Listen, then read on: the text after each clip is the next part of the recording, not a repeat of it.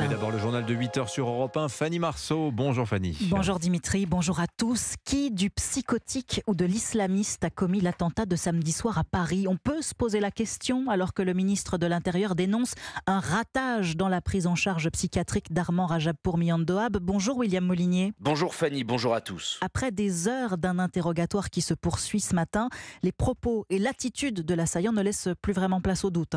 Oui, il parle, il est clinique, froid, désincarné, il assume son acte, on est loin du fou incohérent, de la bouffée délirante. Le terroriste explique même son geste, un passage à l'acte en réaction, dit-il, à la persécution des musulmans dans le monde. Et c'est la même raison qui avait poussé sa mère à se confier aux policiers de Puteaux le 28 octobre dernier. Selon les informations d'Europe 1, elle leur avait expliqué que son fils était dans une phase de dépression et qu'il se plaignait en permanence du nombre de morts musulmans dans la guerre entre Israël et le Hamas. Alors, avant de poursuivre, William, écoutons ce témoignage. C'est celui d'un ami d'enfance d'Armand Rajabpour Miandoab, surpris qu'il ait été seul dans les rues de Paris samedi soir. Sa voix a été transformée pour protéger son identité. Écoutez.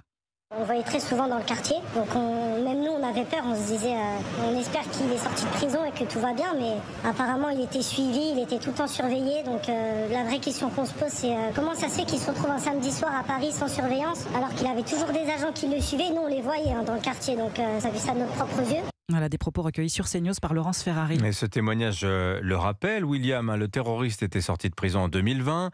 Il avait été condamné à 5 ans pour un projet d'attentat dans le quartier de la Défense. Et l'inquiétude grandit, puisque de plus en plus d'islamistes radicaux sortent de prison ces derniers mois après avoir purgé leur peine. Oui, d'autant qu'il y a désormais aujourd'hui plus de condamnés pour terrorisme islamique en liberté que derrière les barreaux. 391 d'entre eux purgent toujours leur peine, mais 486 détenus ont été libérés depuis l'été 2018. 60% sont considérés comme désengagés, en rupture avec l'idéologie djihadiste. Le reste est composé de prosélytes violents et de profils ambivalents, difficiles à cerner, très instables, souvent manipulateurs ou dissimulateurs. Et c'est donc eux qui posent problème aux services de renseignement, car ils ont bien compris que pour échapper à la vigilance de la DGSI, ils devaient entrer en sommeil, se montrer discrets et ne pas faire parler d'eux. William Molinier du service police-justice d'Europe 1.